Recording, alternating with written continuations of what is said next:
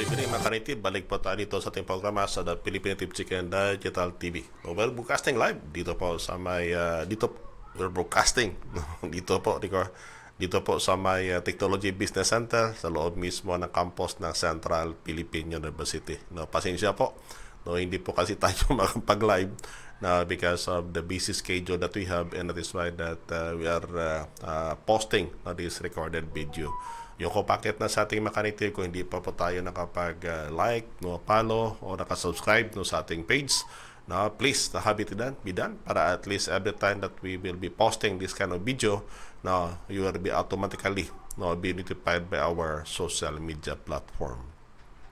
Alam nyo kasi makanitig, no, itong programa po no is dulot po sa inyo ng aming universidad, no, Central Philippine University, no, head of our president, Reverend Dr. Ernesto Ward Daguy. Kasama na po ang aming chairman of board trustee, no, Attorney Peter Corbera. Ito po yung kaibigan, kaakibat po nyo sa pag-Native Chicken Commercial Scale, no, si Philippine Native Chicken.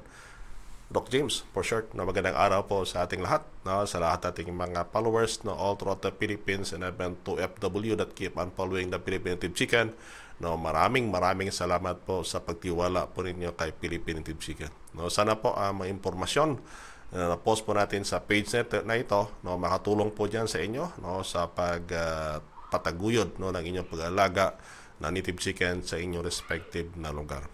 Ngayong araw po, papatuloy po natin yung diskusyon about the new product that we have, no, the CPU fertility, no, booster, no, emulsified concentrate, no. Isa kasi to sa mga pinaka-latest na product natin. Ang tabayan pa nyo wala mga native na marami pa tayong produkto na piniling palabas, no, para po sa taon na to, no, that is brought about sa ating mga continuous development o researches dito po sa may Central Philippine University mga native. Now, ang CPU fertility booster emulsified concentrate po is lana po yun, no? Extracted using the rotary vacuum evaporator, and we are using what they call the ethanol, no, yung food grade, no. Alam nyo mga native, kung umiinom po yan ng whiskey, no, brandy, no, ang nilagay kasi dyan is ethanol na food grade. No, sa atin naman, no, ginagawa natin, no, nagiging carrier yan, no, para may palabas po ang lana, no, sa mga tanim na ginagamit po natin, katas na ginagamit natin dito po sa paggawa ng phytomedicine mga ka-native. And that is why that safety po gamitin, no, ang ating produkto, no, yung bakit na may mga ka-native po tayo na ginagamit pa papala hanggang sa pagluto po nila, no, ang nagamit patak lang, no. Sabi nila, Doc, kung mapataas niya ang immune system, no, ng manok, tao pa kaya? Tama po yun. Yung kung bakit na ang kalabasan ng produkto natin, no, that is a multi na purpose product that we have na using this what they call the phytomedicines, no. Sa ating mga native, natandaan po natin na kahit ng pag-amalan po nyo at painom po nyo yan, no, walang problema po, no. Now, balik po tayo dito sa ingrediente ng CPU, no, fertility booster. Tandaan po natin, pili po natin gamitin siya, no, among the native chicken, heritage, no, kahit panabong na manok po ninyo, no, pili nyo gamitin, o di kaya doon sa mga pugo po ninyo, no, pili po nyo siyang gamitin, or any species of poultry that you have, no, pili po nyo siyang magamit. Ang kailangan mo lang, 3 patak lang, no, bawat kilo ng patoka na ihanda po ninyo. No, yon ang kagandahan kasi ng ating medication dito, dahil na pili po nyo gamitin, no, na patak by patak lang. No. Now, ano ba ang mga sangkap nito? No, ang sangkap po nito, gaya ng sabi ko nung nakaraang video natin, na mula po ito sa may bawang, no, luyang dilaw, lemon, and then we are also using what they call yung plain na luya. No, pag-usapan natin ang bawat isang ingrediente nito at ano ba ang purpose nito ng mga ka-native, no, in terms of the boosting the fertility, no, thereby also boosting what they call the hatchability of the egg, no. This is under normal circumstances mga ka-native, kasi kung ang itlog ng manok po ninyo dyan, no, ang ginawa nyo, No, ngayong medyo mainit sa ibang bahagi ng Pilipinas, medyo mainit. May mga bahagi din ng Pilipinas na sobrang lamig naman, umuulan naman na under normal circumstances. Lang. Pero kung sobrang init tapos hindi nyo kinuha doon sa pugad ng manok ninyo, na-expose sa init, ay nako po, delikado po yun. No? But we'll be talking that on the separate video. No. Ang ang bawang kasi maka-native, aside that it is acting no, as based on the study we conducted dito sa Iloilo, no, sa CPU, kung pakita na pwede po siyang antimicrobial, no, either it is bacterial, fungal, no, or any form of microorganism. Ang hindi namin makaya siguro determine, no, using, we don't have the enough equipment on the determination of the presence is the virus, no. But study shows that garlic, no, can also help, no, to control the virus at the early stage. Yung kung bakit na dapat ang paggamit mo, dapat, no, on the early stage pa lang gamitin mo na para at least, no, yung efficacy niya mas mataas, no, against the virus. May mga pag-aaralin kami dito na ginawa comparing the bawang, no, extract ng bawang against, no, betel nut against the ascaris, no, or what they call the roundworm and native chicken.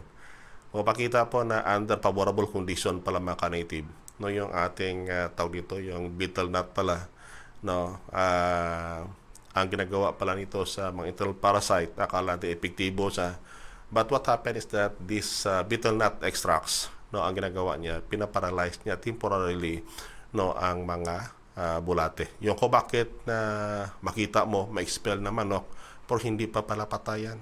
Yung kung bakit na pag dumapat yan, no, nahulog yan sa lupa at saka kinuha ng isang manok, kinain, tinuka yan, ang mangyari, mag-transfer yan, buhay ulit yan.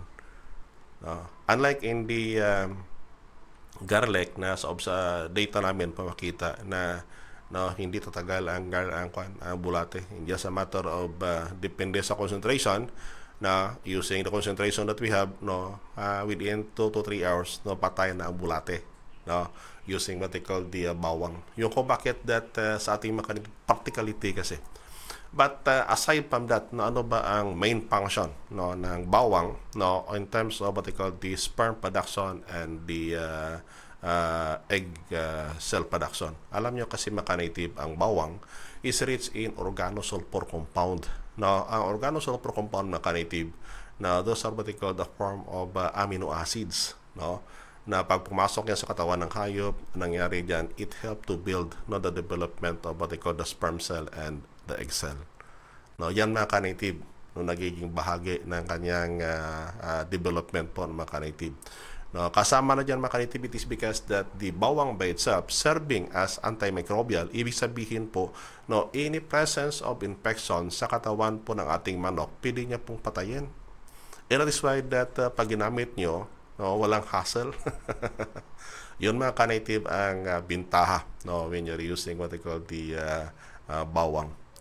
Nakita ko kasi sa isang posting natin, no, sabi ng native natin that para makatipid, no, magdikdik ka na ng bawang. Tama po yun. No, it is why that we are sharing this information para if you can find time to prepare it on yourself, no, have it be done. Kasi ang purpose mo dyan, para at least mas makatipid po tayo, no, sa pag-prepare pa lang, no, ng ating ingredientes sa paggawa po ng ating mga pantambal mga native. Pero kung wala ka ng time to prepare, we have here at Central Philippine University, but it is more on what they call the oil base, no. Ang samantala, no, ang ipiga mo kasi, that is the pure juice or the pure extract by itself mga native. No, that is about bawang. Now, how about for the vitamin C coming from the lemon? Actually, after mga native, we conducted the lemon or what they call the calamansi. No, we conducted studies here that pertain on the use of this calamansi or lemon, no, against against various microorganisms. Papakita po na meron po epekto po, no. Ang juice niya, no, hindi ganoon po ka-effective, pero yung lana na mula doon sa calamansi o sa lemon, no, is effective po mga native, no. Yun ang kita namin dito sa papag-aaral na ginawa po natin no, sa may Central Philippine University mga ka-native. And that is why that we try to incorporate it na para at least yung antimicrobial property niya, dalang-dala niya. No? Now, aside from that, no, it also provide no, a substance, no, the, what they call the vitamin C. No?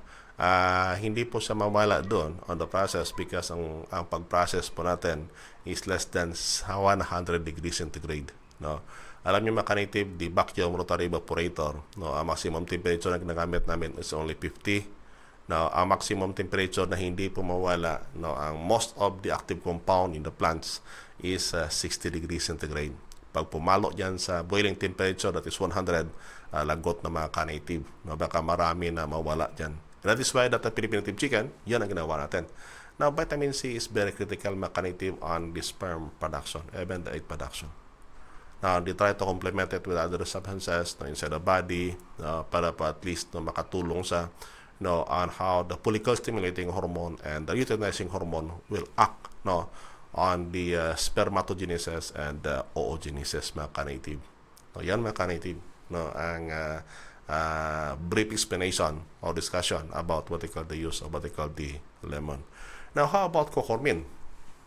Alam niyo mga ka-native, ang coucormin po na lot of studies shows that ang coucormin po meron po siyang anti-cancer property. No? That is why that maraming benta-benta ngayon no ang mga coucormin capsule no against this kind of infection, this kind of sakit, no. Actually mga ka-native no sa pag-aaral namin na comparing the powder form na ilub sa tubig compare with the lana, no, ang mas potent sa kanila mga ka-native is the lana mga ka-native. No? Yan kasi ang ginagawa mo natin ito para ma-determine lang kung ano ba ang processing technique na kung saan po ang mga plant extracts na can be competitive no, against microorganism comparing it with the commercially available veterinary drugs mga ka-native. No? Yun lang mga ka-native. Ang isa doon is that na tandaan po natin. No, at a certain temperature kasi, no, it possesses what they call the anti-cancer property. At the same time po, no, tumutulong po siya that it will give you a bright, shiny color egg yolk. No? Na ano bang indicator dyan? Na ibig sabihin po mga ka-native, the nutrient by itself na sa loob. No, marami. Bakit? The coucormin by itself or the active compound on the yellow ginger, ang nangyari dyan, no, it try to accumulate no, all the necessary nutrient, ilagay doon mismo sa egg yolk para mainap na pagkain ang embryo during no, the embryonic development mga ka-native. Samantala, no, ang luya or what we call the ginger, na pag medyo puno-puno po ng hangin yung tiyan natin, ang iinom po natin no, is ginger tea, no, or what they call the taho, no, taho na hindi sa made of soya, but it is taho, no, na kung saan po that is what they call the ginger tea. Na alam niyo mga ka-native, no, ang luya po, how what they call the aphrodisiac effect. Aphrodisiac effect po. And at the same time, no, ang luya po meron po sang analgesic property. Yan mga ka-native. Ibig sabihin, pinagsama-sama mo na sila na kung saan po it will trigger no, arousal no, among the roster in the hand that you have now using this kind of product mga ka-native. No, fertility will be nothing no, if the roster in the hand is not aggressive enough to mate mga ka-native. And that is why that ginawa na natin sa isang product na mismo, nalagay na natin no, para at least no, mas marami ang pili po niya magawa. No, the accumulated effect, no, yung kanilang combining effect no, on the native chicken that we have. And that is why sa ating mga ka-native, if you'd like to order no, ng ating CPU, no, fertility booster, no, you can message us directly para ma-relay po natin ang contact number na pili po niyong tawagan no, para sa karagdagang impormasyon at kung paano pa mag-order. Don't worry po mga ka-native, we are not a fly-by-night organization. We are based in a university and our purpose here is to help you mga ka-native na kung saan po mapababa po ninyo ang mga gastos nyo sa pag-alaga ng inyong mga alagang manok mga ka-native. Otherwise, no, if you're highly dependent on the market, tandaan po natin, all the product that we are selling here, no, in our page po, no, in our website, it undergone scientific studies po. And there is what we call your assurance, no, to the product that we are selling. And mind you, mga ka-native, no, we're producing what they call the organic chicken. Or what they call, kahit na hindi mo sabihin organic, no, kasi ngayon mga ka-native, even us, no, at Central Philippine University, no, mahirapan kami maghanap-hanap. Now, given that requirement that we have, no, kahit maliit lang yung mga inasistira naming farm, producing as many as 15 tons, no, per week. No, medyo mahirapan ka maghanap-hanap, no, kung saan ka pwedeng bumili ng mga organic na mais. Yun, mga ka-native, that we could not claim it purely organic, but we can have it be done that it is synthetically free na again from antibiotics, no, yung ating mga alagang manok, mga ka-native, no. So sana po, no, sa ngayong segment, no, nakashare naman kami ng impormasyon po sa inyo, no, para makatulong po, no, sa inyo sa pag-alaga ng manok, and hoping that if this information, no, ma-share din ninyo sa iba, no, para at least kahit paano po, no, mas mapalawak pa natin ang mabutan ng ating impormasyon, ng ating mga impormasyon na to. No, again, in behalf ng aming presidente, no, Reverend Dr. Ernesto Wardaguy, kasama na po ang aming chairman ng Board of Trustee, Attorney Peter Corbera. Ito po yung kaibigan, kaakibat po nyo sa palagang native chicken commercial scale, o si Philippine Native Chicken, Doc James for short. Na God bless and keep safe, and kita naman tayo mga ka-native na susunod na video natin dito po sa The Philippine Native Chicken Digital TV. Again, na magandang araw, God bless and keep safe po sa ating lahat.